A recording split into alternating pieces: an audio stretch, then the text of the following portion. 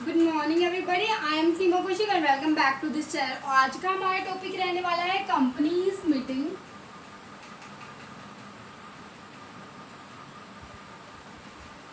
And winding up of a company. आज हम लोग कंपनीज एक्ट 2013 को कंप्लीट करने वाले हैं, राइट। हम कर रहे हैं लीगल एस्पेक्ट ऑफ बिजनेस, जो कि हमारे यूजीसी नेट की 9th यूनिट है, और हम इसी तरीके से करते जाएंगे। और एक जब हमारा पूरा सिलेबस हो जाएगा तब हमारे 20 मार्क्स हमारे हाथ में आ जाएंगे, राइट। और सबसे इजी सब्जेक्ट है, इस वजह से अगर किसी ने पहले वाली वीडियो नहीं देखी तो प्लीज़ इससे पहले वाली सारी वीडियोस देख लो और सारा business low, meaning legal aspect of business को टिप्स पर कर लो, ओके। और अगर अभी तक आपने चैनल को सब्सक्राइब नहीं किया तो प्लीज़ चैनल को सब्सक्राइब कर दीजिए, लाइक तभी कीजिए तब आपको वीडियो अच्छी लगे। चलो स्टार्ट करते हैं कंपनीज की मीटिंग। सबसे पहले मैं नॉर्मल मीटिंग की बात करती हूँ कि मीटिंग का मतलब क्या होता है। मीटिंग का मतलब क्या होता है, जब दो या दो से अधिक पर्सन आपस में आकर मिलते हैं, राइट। एक प्लेस होता है, एक प्लेस हो गया है, कुछ एक टाइम हो गया, उस टाइम पर आकर वो मीट करते हैं आपस में, राइट। उसी को क्या बोलते हैं, मीटिंग बोलते हैं, राइट। सेम वे में हमारी कंपनी की भी मीटिंग होती है। अब कंपनी की मीटिंग क्यों जरूरी है, देखो कंपनी की मीटिंग क्यों होती है, क्या बिना मीटिंग के काम नहीं चल सकता, नहीं चल सकता। क्यों? क्योंकि जो कंपनी के जो काम है, कंपनी के जो अफेयर्स है वो बहुत ज्यादा है, राइट। कोई एक छोटी मोटी कंपनी की हम बात नहीं कर रहे हैं, तो उन सारे कामों को करने के लिए बहुत सारे कंपनी के अंदर क्या क्या होता है, कंपनी में पैसा कौन लगाता है, शेयर होल्डर्स लगाते हैं। शेयर होल्डर्स क्या होते हैं, कंपनी के रियल ओनर माने जाते हैं, राइट। अब वो जो शेयर होल्डर्स है वो बहुत सारे होते हैं, ठीक है। तो ये भी हम नहीं कह सकते कि जो काम संभालेगा कंपनी का वो शेयर होल्डर्स ही संभालेंगे, क्योंकि शेयर होल्डर्स बहुत ज्यादा होते हैं। और अगर सभी को ये काम सौंप दिया जाए कि आप ही संभालोगे तो फिर क्या पॉसिबल है कि वो काम सही से हो पाएगा, नहीं हो पाएगा। इसीलिए क्या रियल ओनर तो माना जाता है शेयर होल्डर्स का, पर जो काम संभालते हैं वो कौन संभालते हैं, बोर्ड ऑफ डायरेक्टर संभालते हैं। तो हम कई बार डिबेंचर इशू करते हैं तो हमारा डिबेंचर होल्डर्स भी होता है। मीनिंग कंपनी के अंदर बहुत सारे मेंबर्स होते हैं, शेयर होल्डर्स भी हो सकते हैं, बोर्ड ऑफ डायरेक्टर्स भी हो सकते हैं, हमारे डिबेंचर होल्डर्स भी हो सकते हैं, क्रेडिटर्स भी हो सकते हैं, राइट। तो उन सबको ये पता होना चाहिए हमारी कंपनी किस तरीके से चल रही है, क्या कंपनी अपने अफेयर्स को सही तरीके से संभाल रही है या नहीं संभाल रही है, क्या कंपनी अपने क्रेडिटर्स को पेमेंट कर रही है, क्या कंपनी अपने डेट का भुगतान कर रही है, राइट। कंपनी किस तरीके से चल रही है, उन सब के बारे में हर इंसान को जो कंपनी के साथ जुड़ा हुआ है उसको नॉलेज होनी चाहिए, राइट। और वो नॉलेज तभी होगी जब वो मीट करेंगे। तो कंपनी की मीटिंग क्यों ऑर्गेनाइज कराई जाती है, ताकि कंपनी के साथ जितने भी जुड़े हुए हैं, वो हो सकता है वो मेंबर्स, हो सकता है शेयर होल्डर्स हो सकता है वो बोर्ड ऑफ डायरेक्टर्स हो सकता है वो क्रेडिटर्स हो सकता है वो डिबेंचर्स होल्डर्स हो, सबको नॉलेज होनी चाहिए कंपनी के सारे अफेयर्स के बारे में। इसी वजह से कंपनी की मीटिंग ऑर्गेनाइज कराई जाती है। और जो कंपनी की मीटिंग ऑर्गेनाइज कराई जाती है वो कंपनी की मीटिंग हमारी 4 तरीके की हो सकती है, जो कि मैंने अभी नॉर्मली बात करी। Number 1 share holders meeting, number 1 share holders meeting. Second number पर आती है आपकी board of directors meeting, board of directors meeting.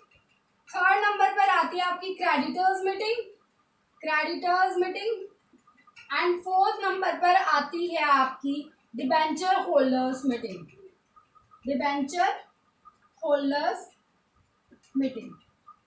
अब जो ये फर्स्ट नंबर पर थी हमारी शेयर होल्डर्स मीटिंग, ये 3 तरह की होती है। शेयर होल्डर्स की मीटिंग कौन सी हो सकती है, number 1 annual general meeting, second extra ordinary general meeting, और थर्ड कौन सी हो सकती है, क्लास मीटिंग। तो शेयर होल्डर्स की मीटिंग फर्दर हम कितने पार्ट्स में डिवाइड करेंगे, 3 पार्ट्स में। Number 1 annual general meeting, annual general meeting.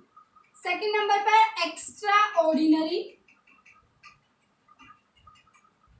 तो नहीं लाई, एक्स्ट्रा ऑर्डिनरी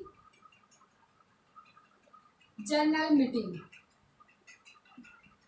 और थर्ड नंबर पर आता है आपका क्लास मीटिंग।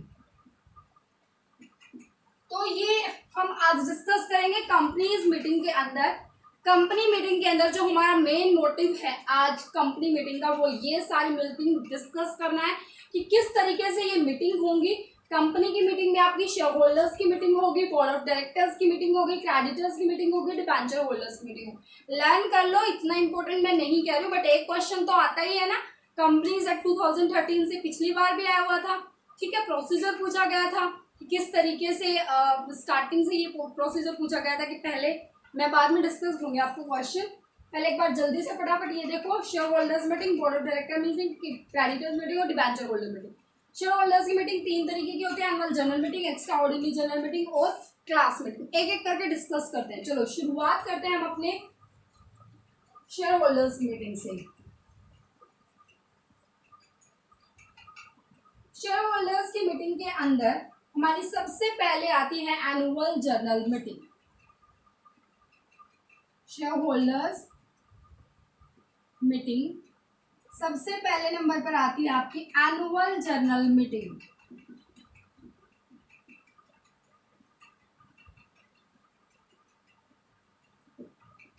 अब ये एनुअल जनरल मीटिंग क्या होती है, नाम से क्या क्लियर हो रहा है? एनुअल मतलब साल में एक बार, राइट। तो एनुअल जनरल मीटिंग मतलब साल में एक बार मीटिंग होती है। क्यों होती है? देखो, शेयर होल्डर्स हमें पता है real owner of the company माने जाते हैं। कंपनी के रियल ओनर्स को ये पता होना चाहिए कि आखिर हमारी कंपनी कर क्या रही है, ठीक है। तो साल भर में एक तो मीटिंग जरूर होनी चाहिए कंपनी की, राइट, ताकि उनको कंपनी की हर एक एक्टिविटीज के बारे में पता चल सके। अब यहाँ पर जो एनुअल जनरल मीटिंग होती है उसके अंदर जो सबसे मेन इंपॉर्टेंट पॉइंट है वो ये है कि कंपनी जैसे ही इनकॉर्पोरेट होती है, इनकॉर्पोरेशन के 9 मंथ के अंदर अंदर हमारी एनुअल जनरल मीटिंग होनी चाहिए ही चाहिए। समझ में आई बात? क्या बोला मैंने? कंपनी का जैसे ही इनकॉर्पोरेशन होता है उसके तुरंत 9 मंथ के अंदर अंदर, 9 महीने के अंदर अंदर आपकी एनुअल जनरल मीटिंग होनी ही होनी चाहिए। सेकंड बात, जो पहली एनुअल जनरल मीटिंग है और जो सेकंड एनुअल जनरल मीटिंग है, दूसरे ईयर की एनुअल जनरल मीटिंग, उसके बीच का जो गैप है वो 15 महीने से ज्यादा नहीं होना चाहिए। समझ में आई बात? मैंने दो क्या बात बताई, सबसे इंपॉर्टेंट यही बात है इसके अंदर। एनुअल जनरल मीटिंग इनकॉर्पोरेशन के 9 महीने के अंदर अंदर होनी चाहिए। दोनों एनुअल जनरल मीटिंग मतलब इस साल की एनुअल जनरल मीटिंग और दूसरे साल की एनुअल जनरल मीटिंग, उन दोनों के बीच में 15 महीने से ज्यादा गैप नहीं होना चाहिए। समझ में आई बात? तो ये एनुअल जनरल मीटिंग का हमारा टाइम पीरियड होगा। दूसरे नंबर पर क्या है कि अगर आपकी एनुअल जनरल मीटिंग आप नहीं कराते हो, एनुअल जनरल मीटिंग अपने आप भी हो सकते हैं। एनुअल जनरल मीटिंग आपके एनसीएलटी भी करेगी, national company law of tribunal, आपको करनी पड़ सकती है, ठीक है। बट अगर आप नहीं कराते हो तो आपके ऊपर पेनल्टी लग जाती है, और वो पेनल्टी क्या लगेगी आपकी?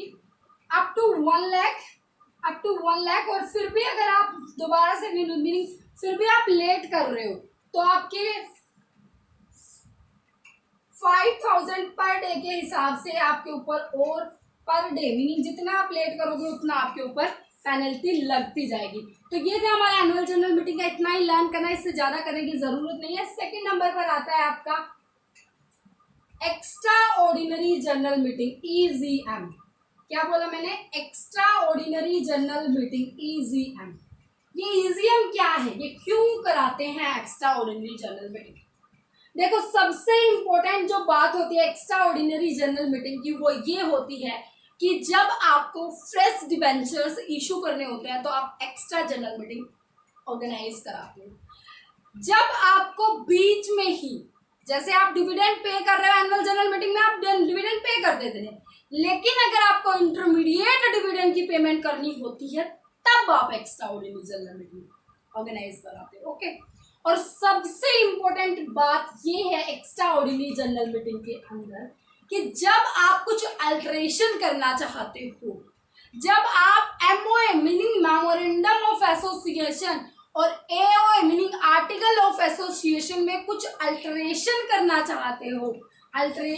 चाहते हो तब आपको एक्स्ट्रा ऑर्डिनरी जनरल मीटिंग की रिक्वायरमेंट होती है।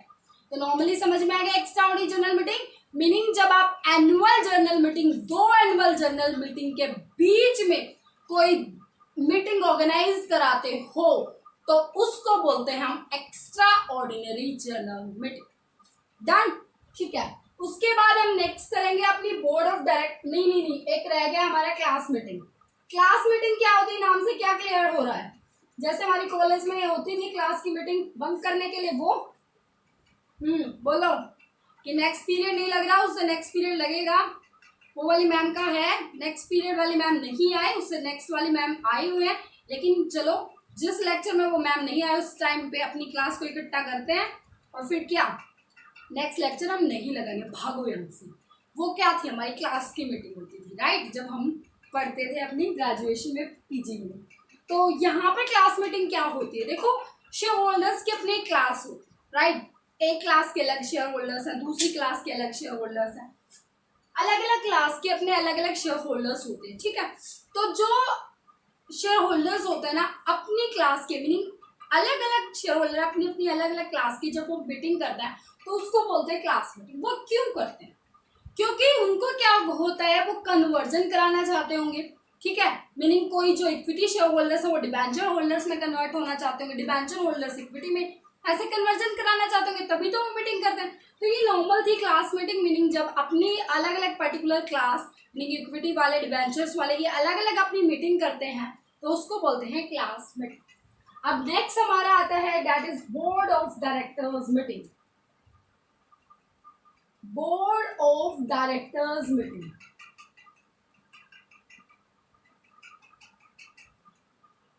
जो बोर्ड ऑफ डायरेक्टर्स की मीटिंग होती है वो हमारी दो तरह की होती है। एक होती है meeting of board of director और दूसरी होती है मीटिंग ऑफ डायरेक्टर्स कमेटी। अब अपनी क्लास मीटिंग से इधर आ जाओ,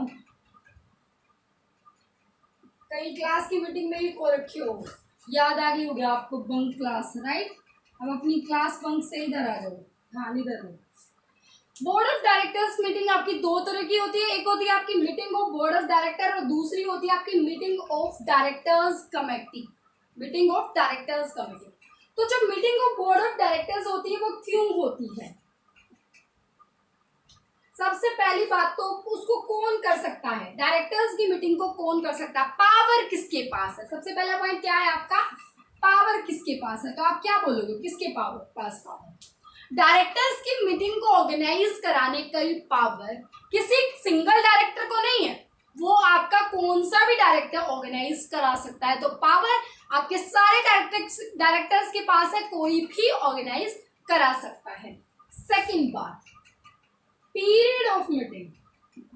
जैसे हमने बात करी थी शेयर होल्डर्स की मीटिंग में एनुअल जनरल मीटिंग की, एनुअल जनरल मीटिंग आपकी विद इन 9 मंथ्स होनी चाहिए इनकॉर्पोरेशन के बाद।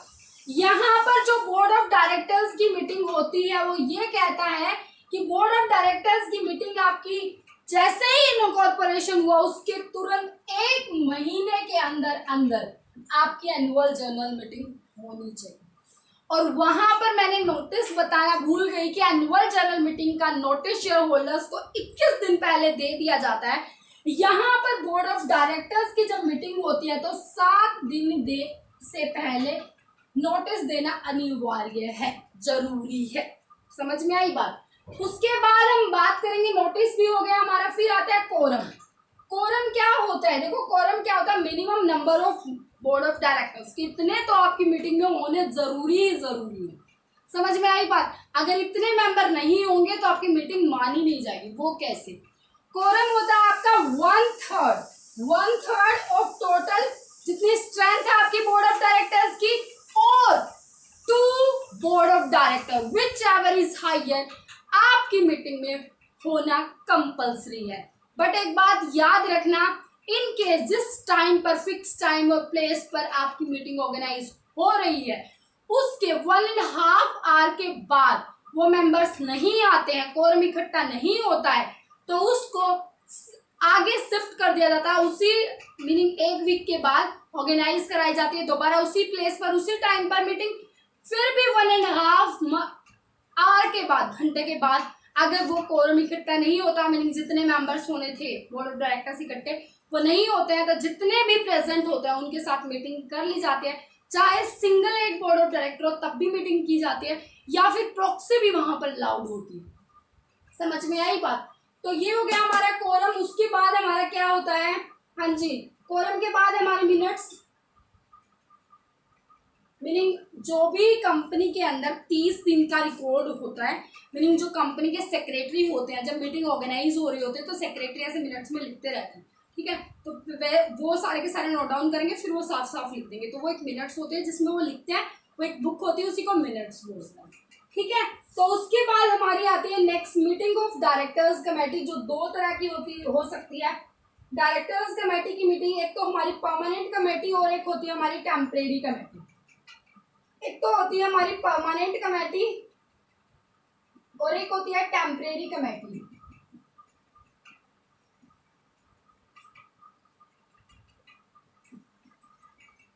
ध्यान से सुनो, कमेटी का मीनिंग क्या होता है, डायरेक्टर्स की कमेटी क्यों बनाते हैं।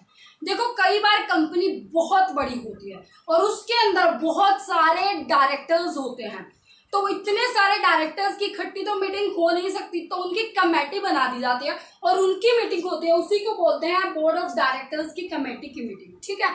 एक परमानेंट कमेटी बना दी जाती है जो कि डेली अफेयर्स के का संभालती रहेगी और फिर टाइम टू टाइम मीटिंग करती रहेगी। और एक होती है टेम्परेरी मीटिंग जो कि किसी स्पेसिफिक इवेंट के अंदर मीनिंग उसको जरूरत है तभी वो मीटिंग ऑर्गेनाइज करेगी, तो वो होती है हमारी मीटिंग ऑफ डायरेक्टर्स कमेटी। उसके बाद छोटे छोटे दो पॉइंट रह जाते हैं हमारे, that is creditors meeting and debenture holders meeting. Third point आता है आपका क्रेडिटर्स मीटिंग। क्रेडिटर्स मीटिंग क्या होती है, देखो कंपनी का जब इनकॉर्पोरेशन होता है उस टाइम पर कंपनी क्या करती है, लोन ले लेती है, ठीक है। उस टाइम पर कंपनी डिबेंचर्स होल्डर से मीनिंग डिबेंचर्स क्या कर देती है, इशू कर देती है, तो वो हमारे क्रेडिटर्स हो जाते हैं। और जब कंपनी का वाइंडिंग अप होने लगता है ना, उस टाइम पर हमें क्रेडिटर्स की पेमेंट करनी होती है। तो उस टाइम पर जो मीटिंग ऑर्गेनाइज की जाती है वो होती है हमारी क्रेडिटर्स मीटिंग, ध्यान से समझना। और फोर्थ नंबर पर आता है आपका debentures holders meeting. Debenture holders meeting, ये डिबेंचर होल्डर्स मीटिंग क्या होती है, देखो जो डिबेंचर्स होते हैं ना, डिबेंचर्स वो इशू करे कंपनी ने, तो उनको जो होल्ड करके रखेगा उसको डिबेंचर होल्डर्स बोलेंगे। उनको या तो पहले जो उसने डिबेंचर होल्डर्स इशू करके थे उस पर जो इंटरेस्ट की रेट है उससे ज्यादा कराना चाहते हैं, ठीक है। जो भी वो सेटलमेंट करना चाहते हैं डिबेंचर होल्डर, उनकी भी एक मीटिंग ऑर्गेनाइज कराई जाती है, उसको बोलते हैं डिबेंचर होल्डर्स मीटिंग। तो ये हमारा हो गया मीटिंग वाला कॉन्सेप्ट क्लियर। इसके बाद एक छोटा सा टॉपिक है आपका रिजोल्यूशन, और उसके बाद करेंगे हम अपनी वाइंडिंग अप। रिजोल्यूशन, रिजोल्यूशन क्या है, ध्यान से सुनो, रिजोल्यूशन क्या होता है। देखो मीटिंग के अंदर एक प्रस्ताव रखा जाता है जिसको मोशन बोलते हैं, समझे। ऐसे ही एक मीटिंग के अंदर किसी भी टाइप की मीटिंग हो सकती है, उसके अंदर एक प्रस्ताव रखा जाता है जिसको मोशन बोलते हैं, ठीक है। अब उस मोशन पर फिर वोटिंग कराई जाती है कि कितने आप इसके फेवर में हो और कितने आप इसके अगेंस्ट में, ठीक है। और जब वो मीटिंग पर जो मोशन है उस पर वोटिंग कराई जाती है उसी को रिजोल्यूशन बोलते हैं। आपके जो रिजोल्यूशन है वो दो तरीके के हो सकते हैं। रिजोल्यूशन कितने तरीके का हो सकता है, दो तरीके का। एक हो सकता है आपका ऑर्डिनरी रिजोल्यूशन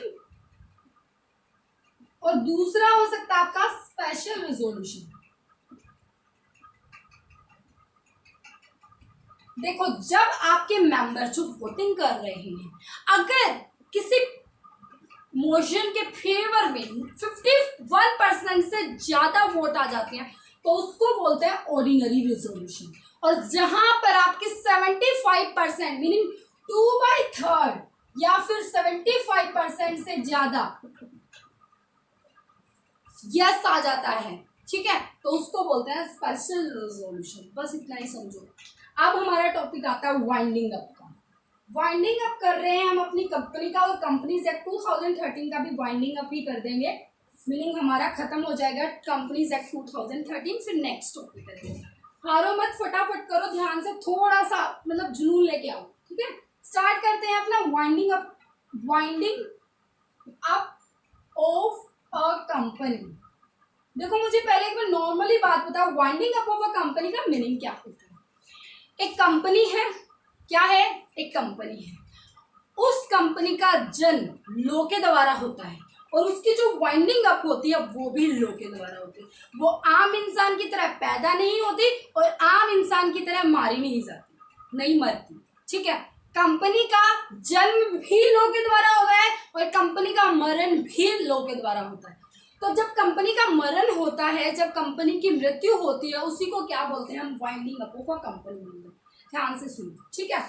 अब यहाँ पर बात ये आती है कि जो winding up of a company होती है और एक वर्ड होता है डिसोल्यूशन, ये क्या होता है, क्या ये सेम होता है डिसोल्यूशन और वाइंडिंग अप? हमने वाइंडिंग अप भी सुना है और डिसोल्यूशन भी, क्या ये दोनों सेम चीजें हैं? नहीं, सेम चीजें नहीं है। किसके पॉइंट ऑफ व्यू से, लो के पॉइंट ऑफ व्यू से। लो के पॉइंट ऑफ व्यू से दोनों चीजें अलग अलग है। नॉर्मली अगर हम एक लो में एक अगर हम नॉर्मली क्या बोलते हैं उसको, मीनिंग कहने का मीनिंग है, अगर हम नॉर्मली किसी से पूछें कि winding up of a company और डिसोल्यूशन क्या होता है, तो नॉर्मली इंसान ये बोलेगा कि दोनों सेम बातें हैं। लेकिन लोग कहता है नहीं नहीं नहीं, सेम बातें नहीं होती। क्यों नहीं होती? क्योंकि वाइंडिंग अप ऑफ कंपनी पहले होती है, उसके बाद आपका एक लिक्विडेटर अपॉइंट किया जाता है और वो आपका लीगल प्रोसीडिंग्स तब तक चलती रहती है जब तक डिसोल्यूशन नहीं हो जाता, ठीक है। इसका मतलब winding up of a company होने के बाद कंपनी बंद नहीं हो जाती, कंपनी के अफेयर्स चलेंगे। क्या, एक लिक्विडेटर अपॉइंट किया जाएगा, वो लिक्विडेटर आपकी एसेट्स को बेचेगा, आपकी लायबिलिटी की पेमेंट करेगा और जब ये सारा सेटलमेंट हो जाएगा तब आपका डिसोल्यूशन होगा। तो दोनों का डिफरेंस क्लियर हुआ, winding up of a company और डिसोल्यूशन क्या होता है। अब क्वेश्चन आता है कि जो winding up of a company वो कितने तरह से हो सकती है? वो आपकी दो तरह से हो सकते हैं। एक तो आपकी वाइंडिंग अप हो सकती है वॉलंटरली और एक आपकी वॉलंटरली वाइंडिंग अप हो सकती है, वाइंडिंग अप, और एक आपकी हो सकती है compulsory winding up by NCLT, मतलब नेशनल कंपनी लॉ ट्रिब्यूनल। अब एक को समझेंगे कि वाइंडिंग अप कंपल्सरी कैसे होती है और वाइंडिंग अप वॉलंटरली कैसे होती है। तो कंपल्सरी वाइंडिंग अप की बात करें कि कंपल्सरी वाइंडिंग अप कैसे होती है, ध्यान दे लो। Compulsory winding up of a company,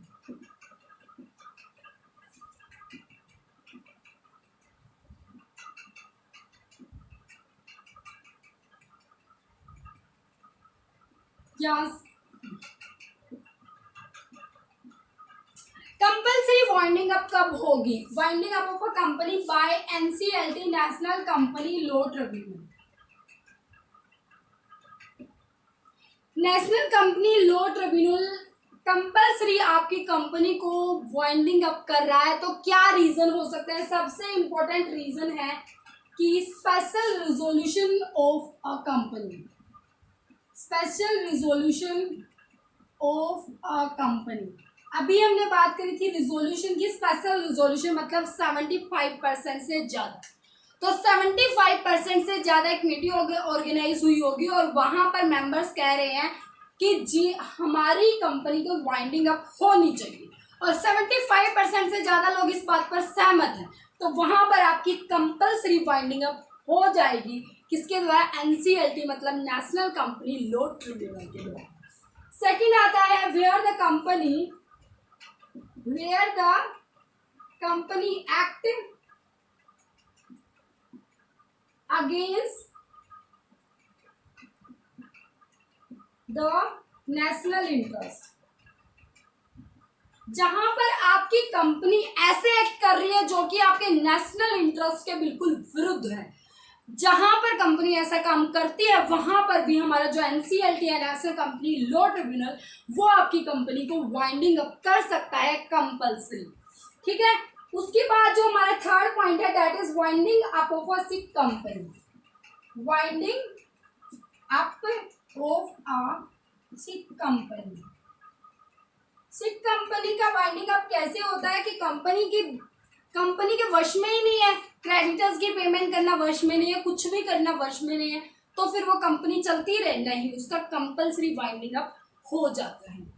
उसके बाद हमारा आता है winding up on application made by registrar.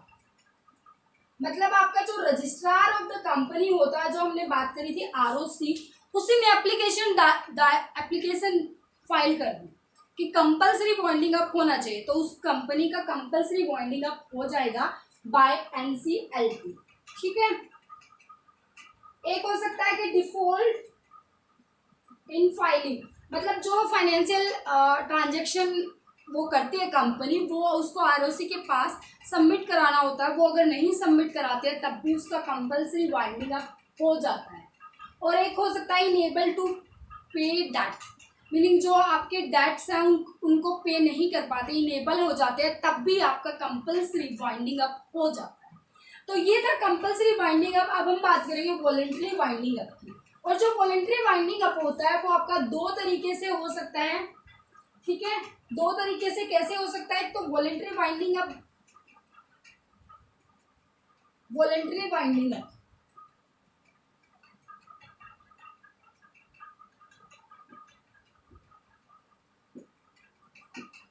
Voluntary winding up एक तो हो सकता है आपका मेंबर्स वॉलंटरी वाइंडिंग अप, और एक हो सकता है आपका क्रेडिटर्स वॉलंटरी वाइंडिंग अप। दोनों में डिफरेंस क्लियर करते हैं कि कैसे होता है। देखो, मेंबर्स का वॉलंटरी वाइंडिंग अप कैसे होता है?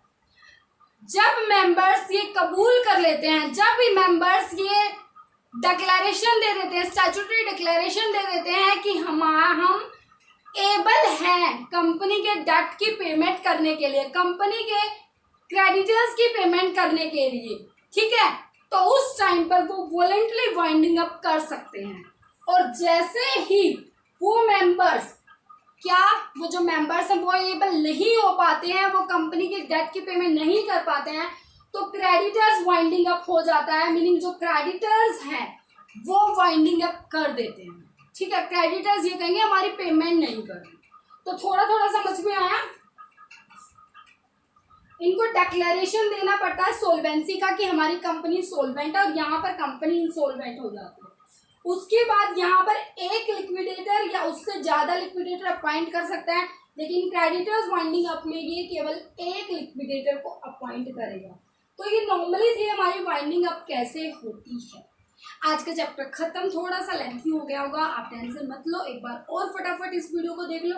आपकी जितनी मैंने 2 वीडियो पहले डाली हुई है कंपनीज एक्ट 2013 की, आप वो सारी वीडियो भी देख लो, और फिर आपको पता है 20 मार्क्स आपके हाथ में। ओके, अगर वीडियो आपको अच्छी लगे तो आप लाइक जरूर किया करो, ठीक है, अच्छे कमेंट भी किया करो, और फिर शेयर तो कर ही रहे हो आप। Okay, bye bye, take care.